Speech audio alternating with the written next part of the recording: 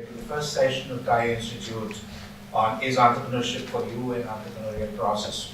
We have a great panel of guest speakers today. Allyson, Hewitt, Director of Entrepreneurship, MaRS, Dave Valaire, Director Institute of Entrepreneurship, Ted Rogers School, Allyson University, and we have a great entrepreneur, Ron Lambo, who set up Zero Footprint.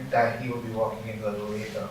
Before we begin, since many of you are here for the first time, we will have a quick overview of what this program is about.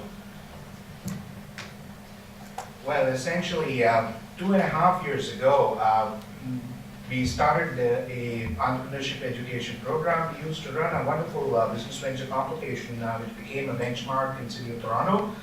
We continued to run that, and 2.5 years ago, we decided to do something about the pipeline and started this entrepreneurship education program. We ran it for 2 years, it worked out pretty well. So this year, we decided to focus on social entrepreneurship, essentially arising out of the fact that we find that youth are concerned and passionate about social change and they sincerely aspire to do something about it. So we set ourselves a vision to provide a platform to lead social change through entrepreneurship. Our target audience is anybody who's passionate about making a change, and the special focus is to enroll youth, women, and new immigrants. This program is supported by TiESep of Ontario Ministry. The people who registered so far, about 50% of them are below the age of 29 years, and 45% are postgraduates, and about 45% have no prior entrepreneurship experience. Our objective is to inspire, enable the aspiring participants to learn, ideate, conceive, design, and develop, implement entrepreneurial initiatives. To put that through, we have a very innovative structures. We have 3 modules. The first one is lectures and workshops, which essentially focus on understanding the concept of social entrepreneurship and develop the fundamental skills for startup. There will be 12 sessions of 3 hours each held almost every week. People who fill out the applications will get the registration links every week, and all the sessions will also be offered on the web. And at this point of time, please allow me to welcome everybody that's on the web. For your information, we had about 40 registrations for the in-person session and about 20-odd registrations for the web. So all you guys out there on the web, you will have opportunity to ask questions. They will be answered. Please keep them coming. So Module 1 gets over in November. You will have plenty of podium opportunities, particularly to present your business model. Please do ask questions during the sessions. Focus on building your business model because the program is geared up to do that. Eventually, you will get feedback from panel of experts who will be present when you're presenting your business model. As you can see, the business model presentation is slated for 27th of November as of now. That will be followed by weekend boot camp, which we're calling Social Entrepreneurship Weekend. Essentially, you get together in team and build a prototype around your ideas. There will be a mentored session. There will be a pitching competition. The teams which are selected from that, plus also which are picked up from the ecosystem, will go to Module 3, which is really Lean Launchpad program. Lean Launchpad program, as you might know, is a very disciplined process to discover a repeatable and scalable business model. It essentially iterates between the components, hypothesis of components of the business model and the real market feedback unless you've got scalable business model. So this will be a flipped classroom style exercise where you get to go out of the building, get feedback, the heavily mentored process, and there will be an online real-time platform available to interact among the cohorts, with the mentors, with the educators, and this will be used to give feedback during the sessions which are held every week. We are very excited about this process. We are heavily collaborating on this with all those who've got training to educate and lead Launchpad at Stanford from Steve Blank. And we have Professor Dave Blair here, who will be one of the core team member of that. Also for the weekend, we have some collaborations in place with OCAD, with City of Toronto, with Hyperdrive, and a couple others. Needless to say that the lifeblood of this whole program is the outstanding guest faculty. It is the benevolence and the volunteerism of the ecosystem that provides us such wonderful people to come here. Some of you who were there on Tuesday would have experienced that. And it will be our effort to provide you top-class faculty out here. So please make the best of it. And how do you make the best of it? Interact with them and ask questions. Please ask questions. Also, there would be feedback forms on your table. The only favor that I ask from you is that please fill up the feedback form before you leave the hall. Welcome to the Institute. Have a wonderful time. We begin our proceedings. Our first speaker is Dave. I'm sorry, Allyson. I apologize. Allyson here. Allyson does not need any introduction, but she heads the social innovation. She's the director of social entrepreneurship at MaRS. She leads the MaRS social innovation practice. Her team works on a broad range of projects. Allyson comes to MaRS from Sept, where as executive director of Safe Kids Canada, she was an advocate for child safety. Prior to that, Allyson was executive director of Community Information Toronto, an agency that matches people with services. In her capacity, she led the development of 211, providing 3-digit and online access to social service, community, and government information. For this work, she was awarded the HRDC-sponsored Head of the Public Service Award and several other awards for the atrocious public service. She holds a BA in criminology, a degree in law, a diploma in public affairs, and postgraduate certification in voluntary sector management, leading change and organizational development. Please help me welcome Allyson.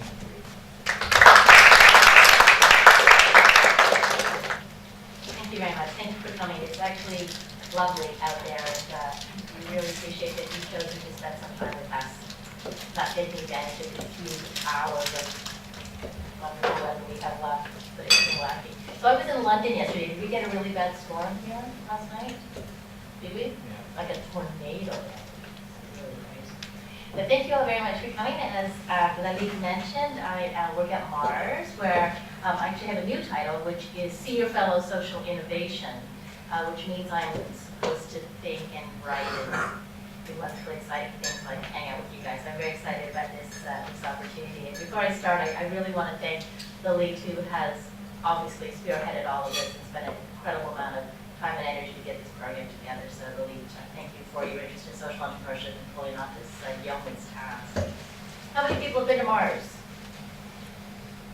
Okay, so only a few of you haven't been. Well, that's great. That's great, because MaRS is an interesting place to go. And really, how often do you get invited to MaRS anyway, right? So you should take advantage of it. So I've been at MaRS for about 6 years now, and it was my job to start the social innovation programs there. And MaRS itself is a nonprofit organization.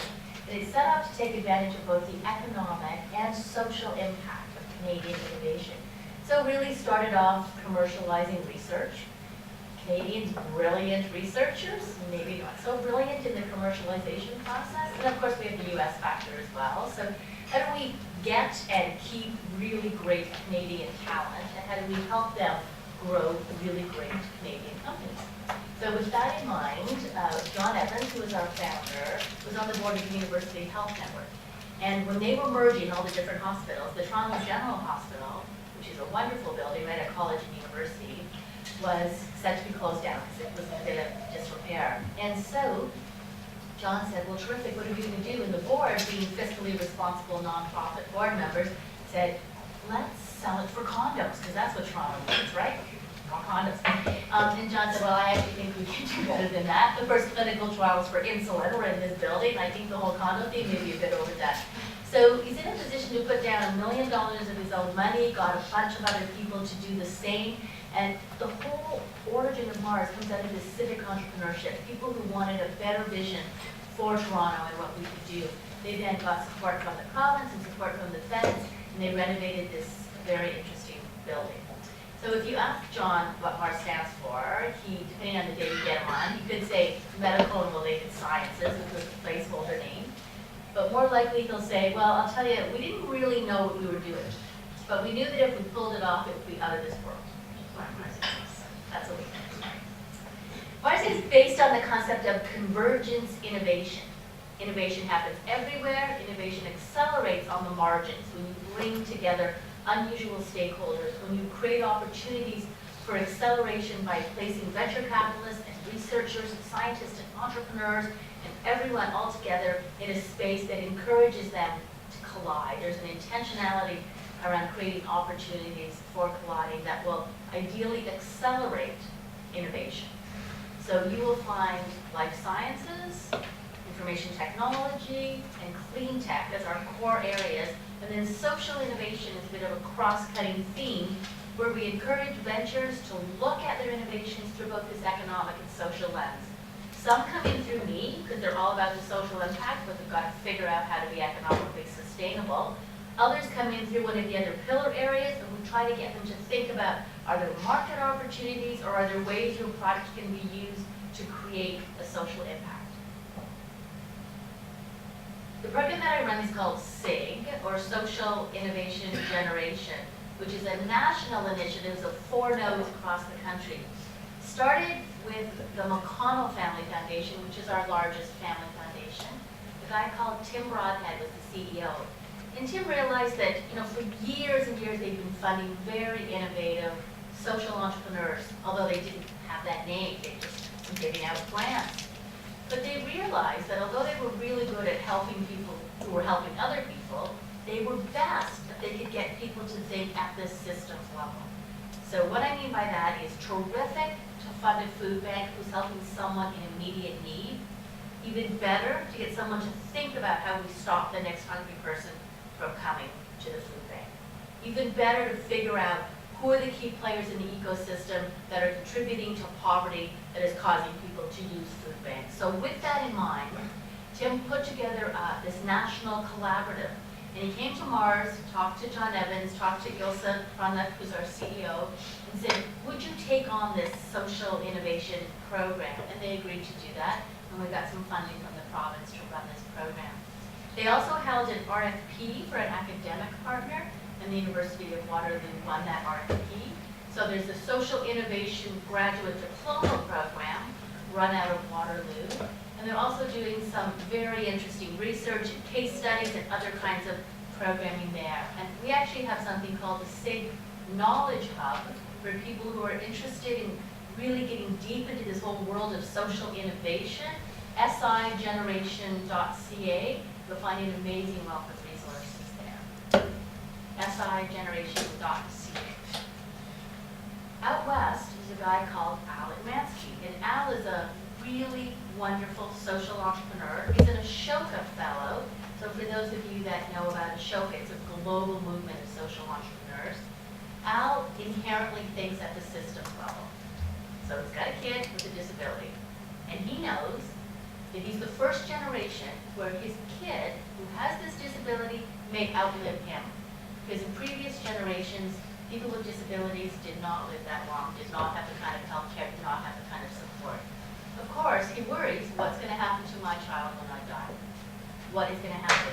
So he creates these circles of care around his child. He creates these wonderful networks. It's called Planned Lifetime Advocacy Network.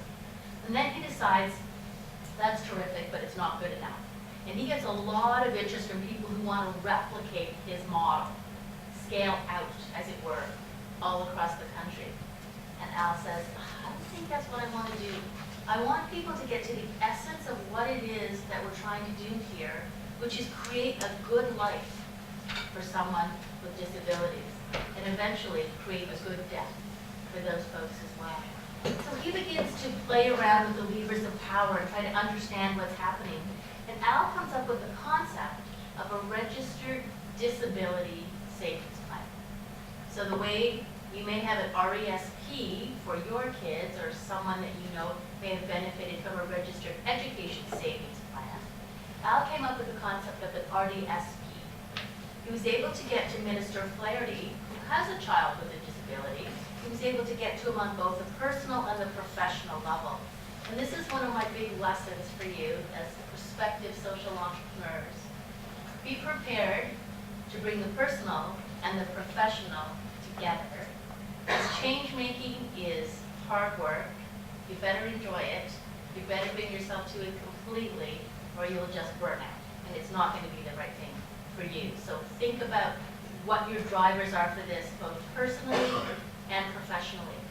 So Al comes to me and he says, I think we're on to something with this RDSP. We've got the feds interested, we've got a couple of provinces, and we've got some banks, but we need them all. So can we at MaRS convene an opportunity for the feds, a bunch of provinces, and a bank to sit in a room with some disability advocates and actually hash this thing out? So that's what we do. We set up this roundtable, and the feds talk about their challenges and their issues, and people like Ontario say, listen, we love this idea, but you know, in Ontario, we claw back when people make extra money. I just don't think we're interested in this. So the guy from BC says, well, really? Here's how we got around this. We think it's absolutely fundamentally the right thing to do. Here's how we worked it politically. Here's how we worked it through the bureaucracy. Here's how we got through it. And eventually, the other provinces were almost shamed into getting on board because it was the right thing to do. They needed the tools and resources to make it happen. And then you have banks. So I'll just take an example. Bank A, don't want to offend anybody, Bank A would say, oh, you know, the RASP was a real challenge for us. We're not really interested in this RDSP because it's just going to be so much more work, another financial product. And Bank B says, really? Because we've done some research and we think this is a $30 billion market, and if you don't want a part of it, no problem, we're happy to take it. And they're like, what? Really? So we'll rethink this and we'll come back. So it was really about getting people to speak to other people in their own language. So I think the role that we were playing, this kind of knowledge broker role, was bringing all these folks together in a way where they could speak to each other, yet it was almost a universal translator, that knowledge broker role, helping them to understand each other. And in December of 2010, Canada is the first country in the world to launch an RDSP. It's one of our social innovations that I'm very proud of, and it's a model for the world, so something to do. Then there is, so let me see, I did McConnell, I did Plan, and I did Waterloo, and then there's MaRS, which you know about. Then we really had to figure out, how do we take this very interesting network of funders and practitioners and academics and this weird innovation kind of center, and figure out how the sum is greater than each of the parts. And we hired Tim Drayman, who's my colleague who works at the national level to do just that. So that's the role of Tim. People may often ask you what social innovation is. And so Francis, who's our academic partner, came up with this definition. It's an initiative, product, or process that profoundly changes beliefs, basic routines, resource and authority flows of any social system in the direction of greater resilience. Successful social innovations have durability, impact, and scale. And I think this is a wonderful definition, but I usually have an escalator ride to explain to someone what it is. And this is a bit long for that. So I talk about it as new ways of addressing social challenges. Everything from poverty and homelessness, hunger, lack of food sustainability, etc. All of those kinds of things. And I think what we need to do is simplify this. And I would argue that in fact, social innovation is Canadian. It's a messy ecosystem. So you will hear terms like enterprising nonprofits, social enterprise, social purpose business, impact investing, social economy, social entrepreneurship, social venture, social finance, social impact.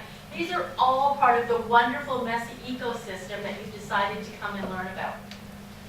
Don't get caught in definitions, because I've been to many meetings where the focus of the meeting was defining what all of these terms mean, and we couldn't really get agreement. My recommendation to you is you find a definition that works for you, that resonates with you, and that's the one that you use.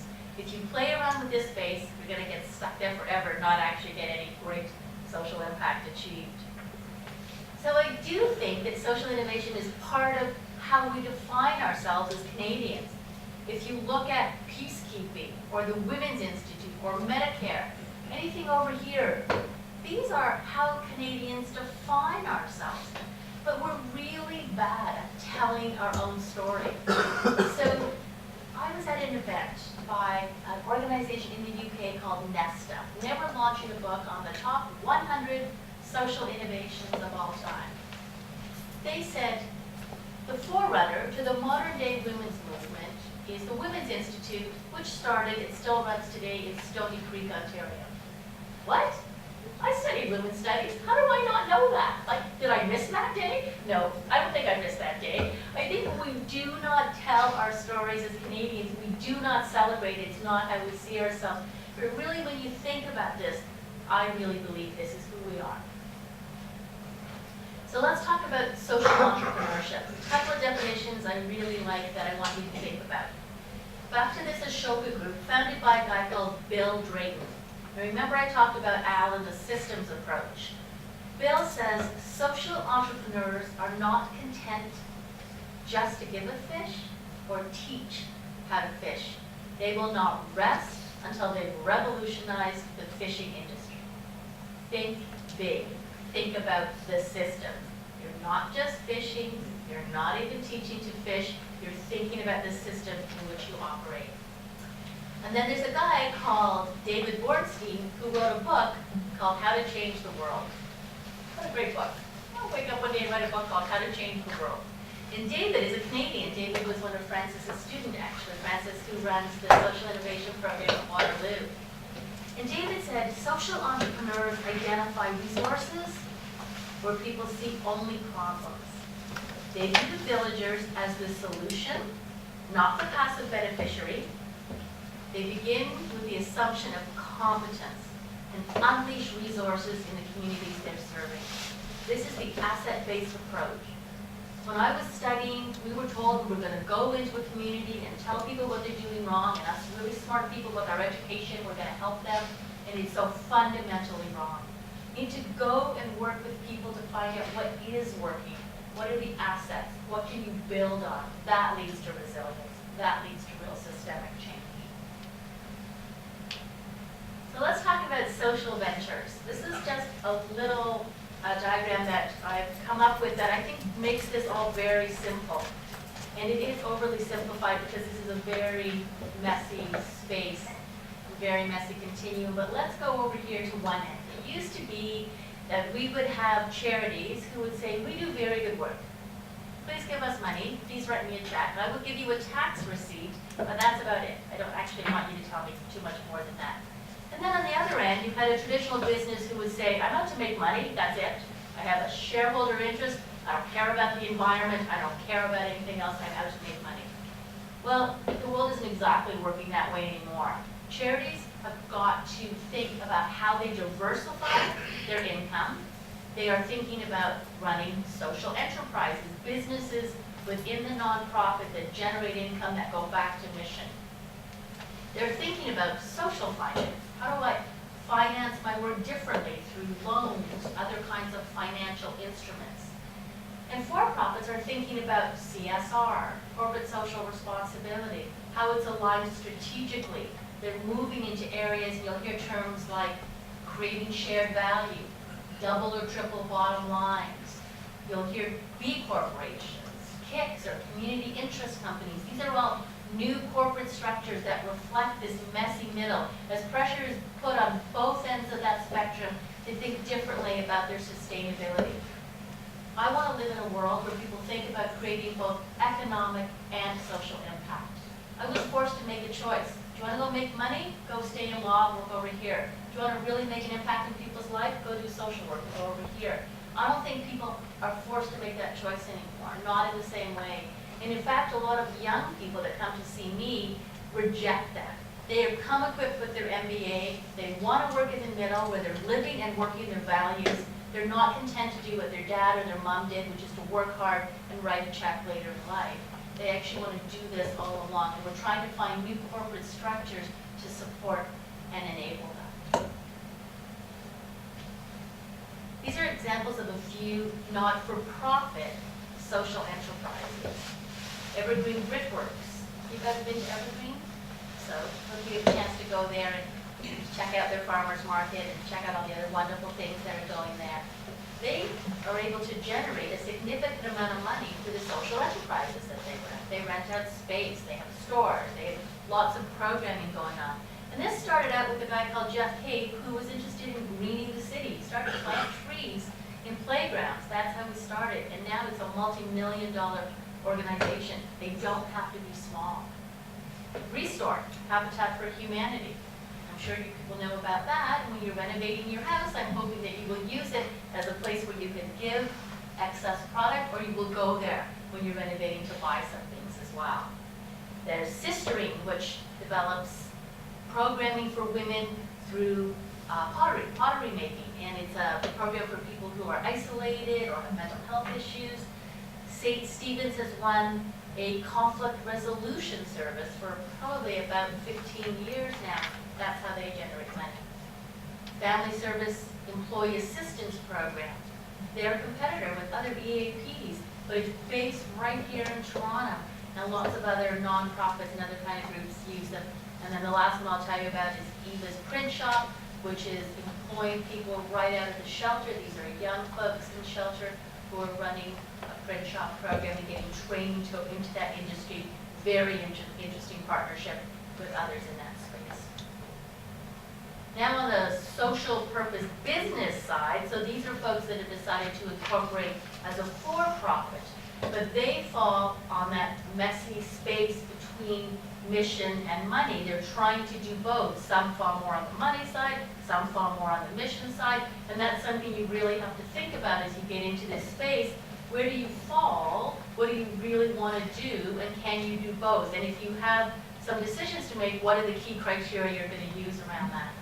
So, Bullfrog Power, I'm sure many of you are familiar with that. Me to We, which is the for-profit arm of Free the Children.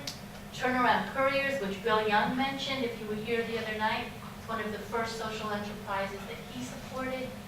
Tiffin Day, which is one of my favorites. When I started in 2007, a woman walked into my office with a Tiffin, and she said, I want to do something with this. Okay, great. And I want it to be organic, and I want it to be healthy, because my son's school feeds him really terrible food.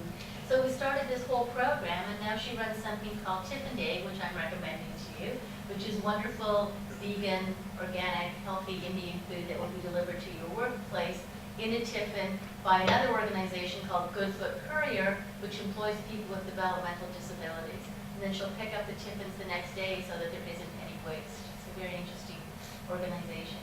And a lot of these groups are coming to terms with something called B Corp.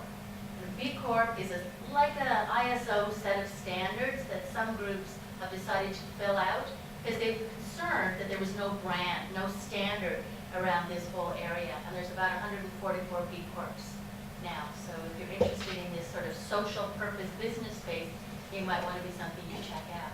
In the US, they actually have benefit corporation legislation. We don't have that here. We have this B Corp certification, so it gets a little bit confusing, but it's certainly something to consider. Then I'm going to talk about a guy called John Might. And for those that were at the launch event the other night, you might remember Tanya's sermon said, Bill Young is a social innovator. He's not just a social entrepreneur. And so someone like John has a very interesting story. This scene is from Good Will Hunting. Has anybody seen the movie Good Will Hunting? Okay, great. So John is a super smart guy, right? PhD in mathematics. And this was taken, from that movie. So if you see John on the street and you think he's aged, you know why, right? He tells me that I have to say that to everybody. So John started off tutoring kids in math, particularly kids with learning disabilities. And then he came up with this whole program that he calls JUMP, Junior Undiscovered Math Prodigy. And he realized after a pretty quick amount of time that he could be much more effective if he worked with the schools. But many social entrepreneurs, social innovators, they're disruptors, right? They're disruptors to the system. And the school system, as one example, is quite resistant to some forms of innovation. There's no receptor capacity within education for some of these very cool innovations. And also, John was telling all these curriculum writers that had been there for a long period of time that they were wrong, and his method was better. So you can imagine they weren't so willing to welcome him. But he persisted, and he came up with this whole concept of creating a numerate society. He wrote books. We helped him sell those books. We helped him get them into all the chapters. He had a board that was his friends, which is what a lot of people do when they start. Now he's got a much more professional board. He's got a professional CEO. Because John was also smart enough to realize that as the founder, he had to define his role. He didn't want to be in the way as the organization grew. And now they're in the charter school system in the US, having great success. They just got a significant amount of funding from the Gates Foundation.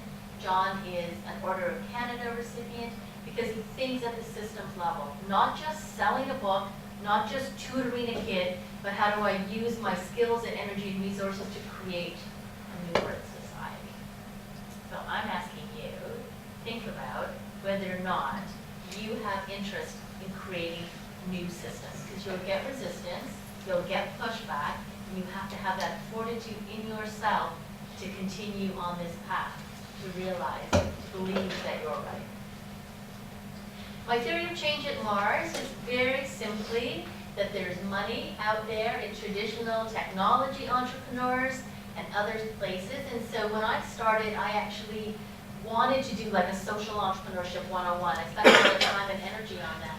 But my theory of change is different. It's like MaRS runs a regular Entrepreneurship 101 program every Wednesday, 6 to 7, great speakers, great energy.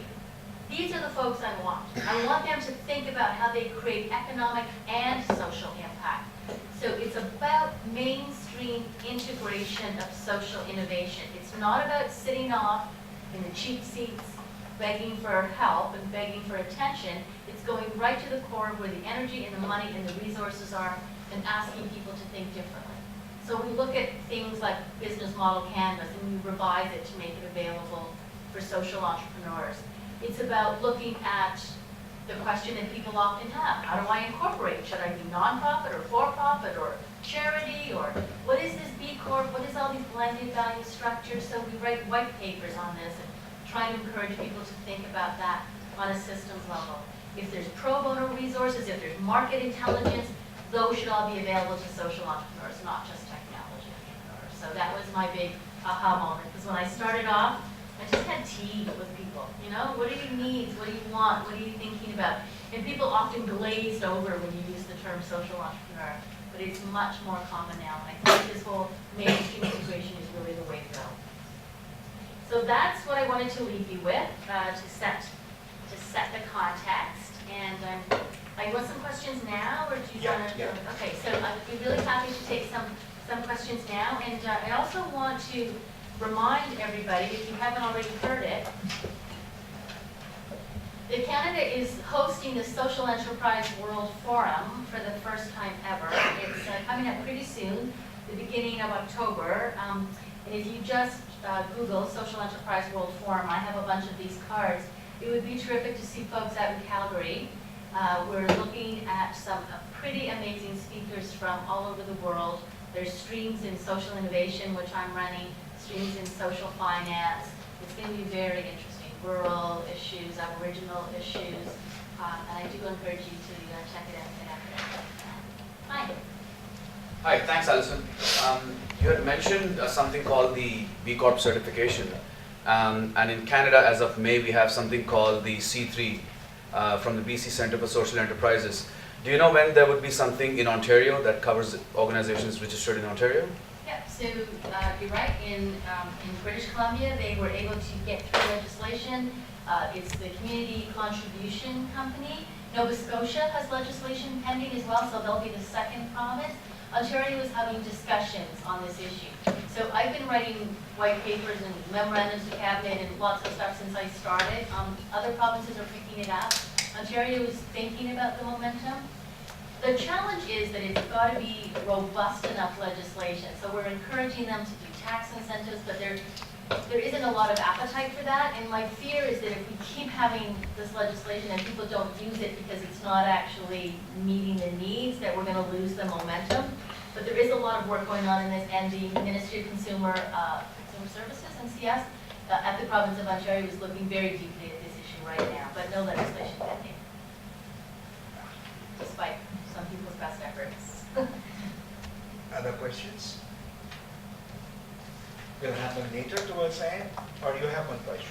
When you spoke about if you wanted to be a social innovator, you needed to be in there and you need to, go out and talk to people. A lot of the names you had up on the screen, they were sort of big names, people we've heard of, lots of money back to them. Do you also provide services on how to influence, say, without actually having a lot of influence? So I think part of the value of a place like MaRS is that we have access to networks and access to resources. So it's a very interesting, even geographic location. It's adjacency to Queen Park, adjacency to academia, and adjacency to Bay Street, but rooted in community. And so we often work with people to figure out, can we get them access to some of those people that they need to talk to. Our focus is right now, because of this mainstream integration thing, if you have a life sciences focus, healthcare, information technology component, or a clean tech component, we will give you the social innovation lens approach to dealing with this. If you're a very small kind of startup who's just sort of got an idea, we'll have a chat with you, but there's not likely to take you on as a client because our focus is on the higher potential. But there are really great places like the Center for Social Innovation we encourage people to go to, Toronto Enterprise Fund, which is more focused on skills development, employment for people who are interested in poverty reduction, for example. So there's lots of other places that we can refer you to, and of course there's a ton of resources online as well. Yeah. We have lots of conversations, but we just take on a handful. Thank you all very much.